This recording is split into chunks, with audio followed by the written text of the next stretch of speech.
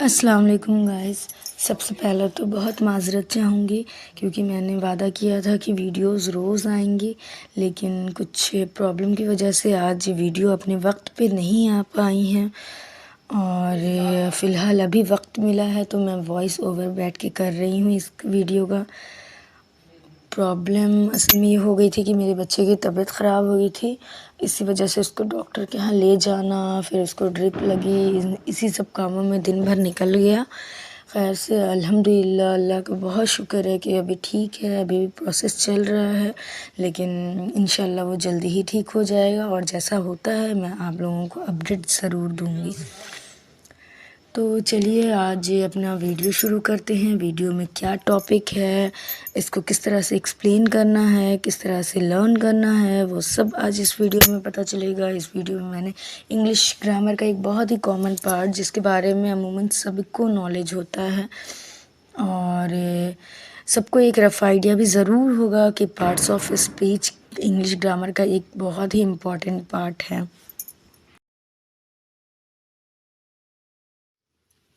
तो चलिए बिना देरी के शुरू करते हैं।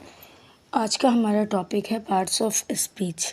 तो पार्ट्स ऑफ स्पीच किसे कहते हैं? देखिए, पहले तो ये समझ लीजिए कि किसी भी सेंटेंस को बनाने के लिए जो वर्ड्स जुड़ के बनता है, सारा से एक कोई भी सेंटेंस होता है उसमें बहुत सारे वर्ड्स का इस्तेमाल किया जाता है। उन्हीं वर्ड्स को अलग अलग कैटेगरी में हम लोग पार्ट्स ऑफ स्पीच कहते हैं। तो चलिए शुरुआत करते हैं कि पार्ट्स ऑफ स्पीच की डेफिनेशन क्या होती है। तो पहले तो हिंदी डेफिनेशन, उसके बाद इंग्लिश डेफिनेशन मैं आप लोगों को बताऊंगी और एग्जाम्पल के थ्रू भी हम लोग समझने की कोशिश करेंगे कि पार्ट्स ऑफ स्पीच किसे कहते हैं। तो चलिए शुरू करते हैं। वाक्य में उपयोग होने वाले शब्दों तथा उनके कामों को दिखाता है। यह बताता है कि एक शब्द किस तरह काम कर रहा है, क्या काम कर रहा है और वाक्य को कैसे संबोधित कर रहा है। इससे हमें वाक्य का सही मतलब समझने में मदद मिलती है।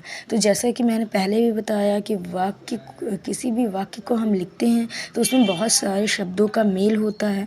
इसे ही पार्ट्स ऑफ स्पीच कहते हैं कि वो काम किस तरह से हो रहा है, वो कौन कर रहा है, कैसे संबोधित हो रहा है, इन सब चीज़ों को मिला के एक सही मतलब जो निकलता है, इसे ही कहते हैं parts of speech.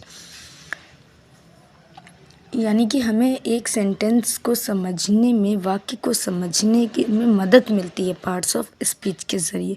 Parts of speech को हिंदी में शब्द भेद कहते हैं। शब्दों का समूह जो होता है वो पार्ट्स ऑफ स्पीच कहलाते हैं।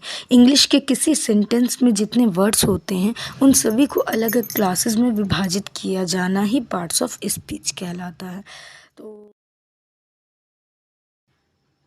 होपफुली आप लोगों को हिंदी डेफिनेशन समझ में आ गई होगी। तो चलिए वीडियो को आगे बढ़ाते हैं और समझने की कोशिश करते हैं कि English definition parts of speech की क्या होती है।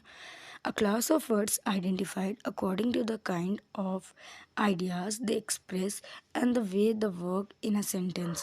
तो जैसा कि मैं पहले भी बता चुकी हूँ कि शब्दों का समूह वो कैसे काम कर रहा है, क्या वर्क कर रहा है, कैसे एक्सप्रेस किया जा रहा है, इन्हीं सब को मिला के एक सेंटेंस बनता है और इसी को हम पार्ट्स ऑफ स्पीच कहते हैं। और अमूमन आप लोग ये भी जानते हैं कि जो इंग्लिश लैंग्वेज होती है, every word is called a parts of speech. English में लैंग्वेज का कोर्स सभी जितने भी वर्ड्स होते हैं वो पार्ट्स ऑफ स्पीच ही कहलाते हैं। Parts of speech can be defined as words that perform different roles in a sentence. Sentence में किसका क्या रोल है, हर एक वर्ड्स का रोल क्या है, इसी को पार्ट्स ऑफ स्पीच कहते हैं। तो अगर आप लोगों को अपना नोट्स बनाना है या आप लोगों को डेफिनेशन वाकई में एक एग्जैक्ट डेफिनेशन क्या होती है याद करना है, तो आप लोग इसका स्क्रीनशॉट भी ले सकते हैं या वीडियो को पॉज करके, नहीं तो अपना नोट्स भी बना सकते हैं।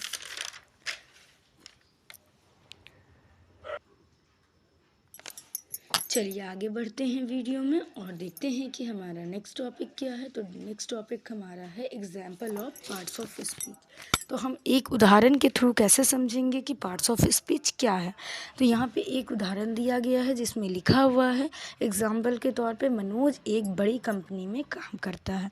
मनोज यहाँ पे एक नाउन है जिसके बारे में हम अभी आगे भी बात करेंगे, लेकिन पहले तो समझ लेते हैं कि इसमें अलग अलग वर्ड्स जो देख सकते हैं आप इस सेंटेंस में, अलग अलग वर्ड्स जो हैं इन सब में पार्ट्स ऑफ स्पीच का इस्तेमाल किया गया है, प्रयोग किया गया है। इन सभी शब्दों को एक सही क्रम में रखने पर, अगर इन सभी शब्दों को एक सही अकॉर्डिंग टू देयर प्लेस रखते हैं तो हमें एक पूर्ण अर्थ वाला वाक्य मिलता है, यानी कि एक अच्छा मीनिंगफुल सेंटेंस हमें मिल जाता है। तो इसी को हम बोलते हैं पार्ट्स ऑफ स्पीच। अब नेक्स्ट जो हमारा है वो इंग्लिश एग्जाम्पल हम लोग लेते हैं।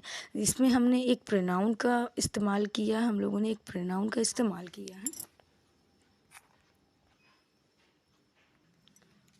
इसमें हम लोगों ने एक प्रोनाउन का इस्तेमाल किया है, जैसे कि शी एक प्रोनाउन ही यहाँ पे, या फिर इसकी जगह एक्स वाई जी कोई भी नाम लिख सकते हैं। सपोज़ कि मैंने प्रिया लिखा है, Priya is going to school slowly. तो इस सेंटेंस में हम लोग देख सकते हैं कि different kind of parts of speech का इस्तेमाल हुआ है। अगर इन सारे सेंटेंस को एक तरतीब से रखा जाए या फिर इसको करेक्ट ऑर्डर में रखा जाए तो हमें एक मीनिंगफुल सेंटेंस मिल जाता है।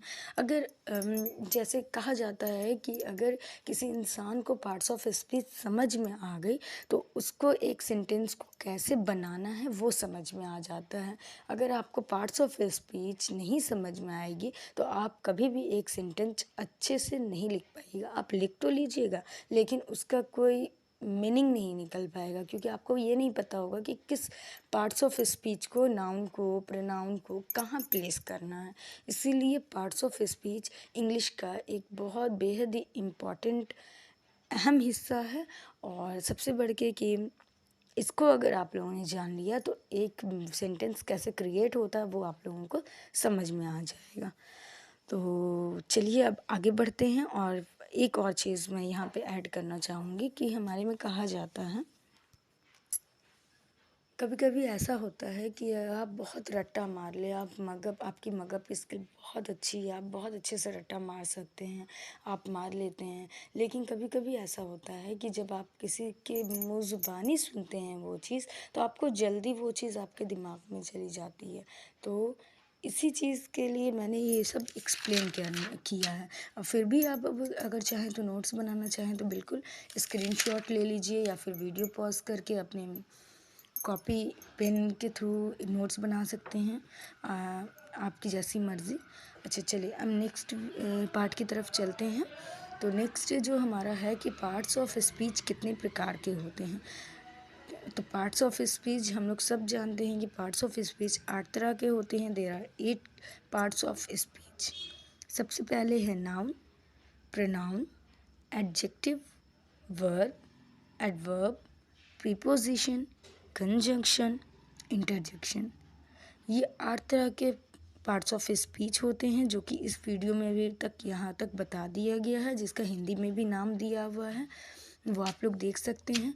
और इसका जो एक्सप्लेनेशन है, इसको कैसे यूज़ करना है, नाउन है तो नाउन कितने तरह के होते हैं, वो सारा मैं इसका एक डेडिकेटेड वीडियो नेक्स्ट वीडियो में इंशाल्लाह बहुत जल्दी आएगा। और इसमें आपको सारी चीज़ें क्लियर हो जाएंगी, सारे डाउट आपके क्लियर हो जाएंगे। एक एक एग्जाम्पल के थ्रू मैं आपको समझाने की पूरी कोशिश करूँगी। तो आज का वीडियो यहीं तक था।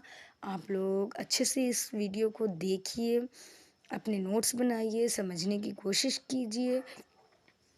और फिर अगर वीडियो पसंद आए तो बहुत सारा लाइक कीजिए, शेयर कीजिए और मेरे चैनल को सब्सक्राइब कीजिए।